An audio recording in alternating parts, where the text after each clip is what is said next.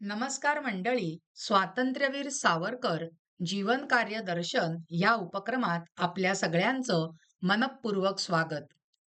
आजचा भाग हा 20वा भाग आहे आणि भागाचं शीर्षक आहे छत्रपती शिवाजी महाराज शिष्यवृत्ती.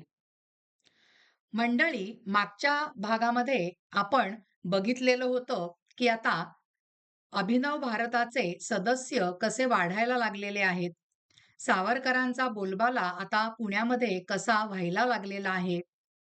परदेशी कापडाची होळी पुण्यानी कशी घडवून आणलेली आहे, इथपर्यंतचा भाग आपण समजावून घेतलेला आहे.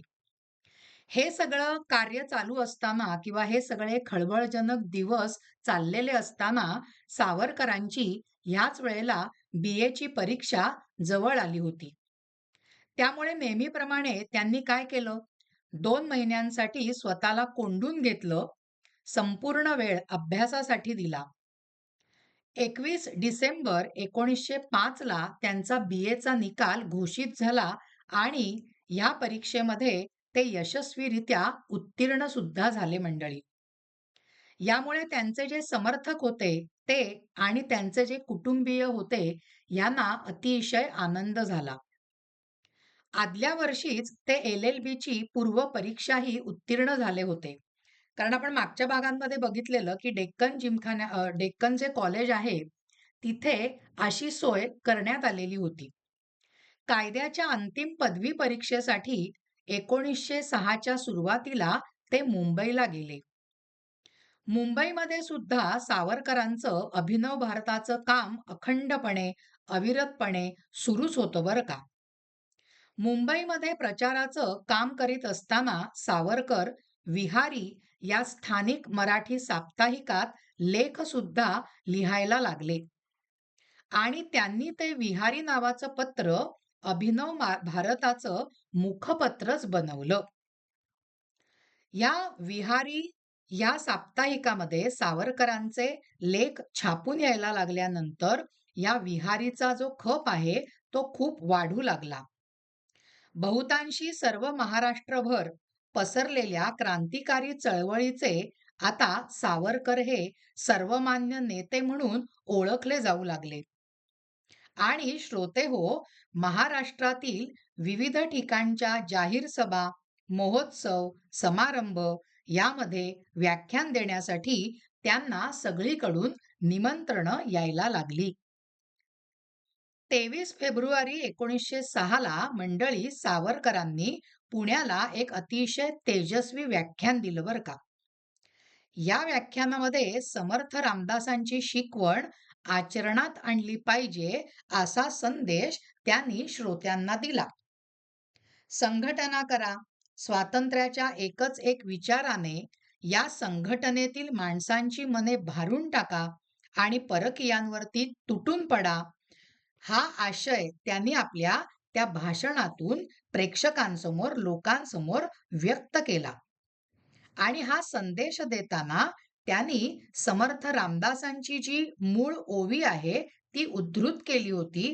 ती म्हटली होती, आपल्या सगळ्यांना ही ओवी माहिती आहे. बहुत लोक मिळवावे, एक विचारे भरावे, कष्ट करोनी घसरावे म्लेंछावरी. पण श्रोते हो, इथे एक गोष्ट नमूद करायची आहे. ही ओवी म्हणत असताना सावरकरांनी मोठ्या चातुर्याने तो अखेरचा म्लेंछावरी हा शब्द येताच ते क्षणभर थांबले. म्हणजे तो शब्द त्यांनी पटकन उच्चारला नाही, कारण लोकांच्या मनाचा अदमास ते घेत होते. त्याच्यामुळे झालंय काय, त्यांच्या आवेशपूर्ण भाषणाशी समरस झालेल्या श्रोत्यांनीच म्लेंछावरी या शब्दाची गर्जना करून मूळ वचन पूर्ण केलं. आता या संबंधी एक बोलवा मात्र काय झाली माहितीये का? अशी बोलवा झाली की सभेमध्ये गुप्त पोलीस उपस्थित आहेत आणि हे ध्यानात आलं म्हणूनच सावरकरांनी तो अखेरचा शब्द स्वतः उच्चारला नाही.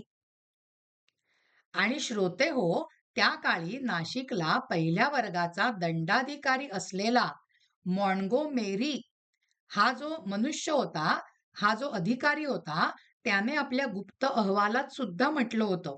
काय म्हटलं होतं? सावरकर हे कोणालाही हेवा वाटावा अशा योग्यतेचे कसलेले वक्ते बनले आहेत. त्यांनी सुद्धा अतिशय कौतुकास्पद उद्गार काढलेले आहेत त्यांच्या वक्तृत्वाबद्दल. आता मंडळी याच सुमारास सावरकरांना एक बातमी कळली. कोणती बातमी कळली माहितीये?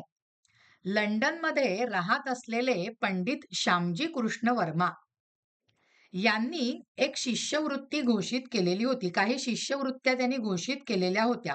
कोणासाठी? तर युरोपात जाऊन अभ्यास करू इच्छिणाऱ्या भारतीय विद्यार्थ्यांसाठी. आता ही वार्ता जेव्हा सावरकरांना कळली, तेव्हा त्यांनी या शिष्यवृत्तीसाठी श्यामजी कृष्ण वर्मांकडे अर्ज केला आणि आपल्या अर्जाला त्यांनी लोकमान्य टिळक आणि शिवरामपंत परांजपे यांची प्रशस्ती पत्र सुद्धा अर्जासोबत जोडलेली होती.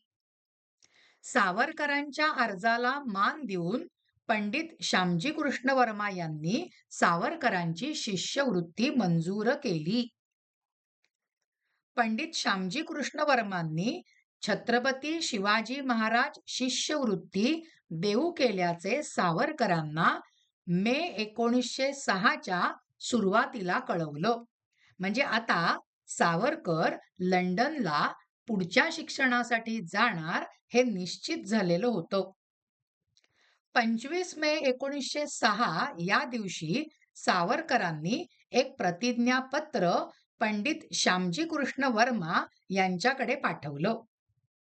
त्या प्रतिज्ञापत्रात सावरकरांनी म्हटलं होतं, याद्वारा मी असे अभिवचन देतो, मी गांभीर्यपूर्वक अशी प्रतिज्ञा करतो की नगरपालिका किंवा जिल्हा मंडळ अशासारख्या कोणत्याही मंडळाकडून मी कोणतीही नोकरी, मानवेतनाचे पद, हक्क, मदत किंवा जागा स्वीकारणार नाही.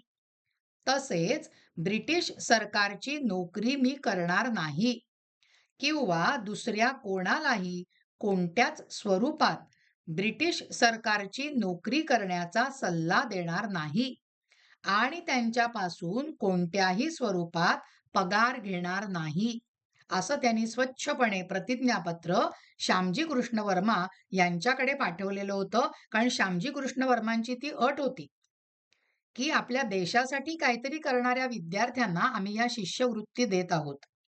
या प्रतिज्ञापत्रासोबत त्यांनी सावरकरांनी श्यामजींना एक पत्र देखील पाठवलं होतं. त्या पत्रामध्ये सावरकरांनी लिहिलं होतं, माझ्या मातेपुढे किंवा पित्यापुढे ज्या गांभीर्याने मी प्रतिज्ञा घेतली असती, त्याच गांभीर्याने माझी स्वाक्षरी असलेलं प्रतिज्ञापत्र या पत्राबरोबर मी आपल्याकडे पाठवीत आहे. म्हणजे असं चला बाबा घेऊन टाकू प्रतिज्ञा, पाळायची का नाही ते पुढचं पुढे बघू असं नाही. त्यांनी स्वच्छपणे पत्र लिहिलेलं होतं की माझ्या आई-वडिलांना जसा मी शब्द देईन, त्यांच्यासमोर जशी मी अतिशय गांभीर्याने निश्चयपूर्वक प्रतिज्ञा घेईन, तशीच प्रतिज्ञा मी घेतलेली आहे आणि ते प्रतिज्ञापत्र मी ह्या पत्राबरोबर तुम्हाला पाठवत आहे. म्हणजे आता मंडळी, सावरकर हे लंडनला प्रयाण करणार हे निश्चित झालेलं होतं. आणि मग त्यांनी प्रयाण करण्यापूर्वी जी भाषणं केली आणि लंडनला जाण्यासाठी निश्चित कोणत्या दिवशी ते निघाले, हे सर्व आपण पुढच्या भागामध्ये बघणार आहोत बरं का. श्रोते हो, आपला आजचा हा भाग इथेच संपलेला आहे. तुम्हाला जर का हा भाग आवडला असेल तर ह्या भागाला लाईक करा, ह्या भागाला शेअर करा आणि अश्विनी साठे या YouTube चॅनलला नक्की सबस्क्राईब करा. धन्यवाद मंडळी.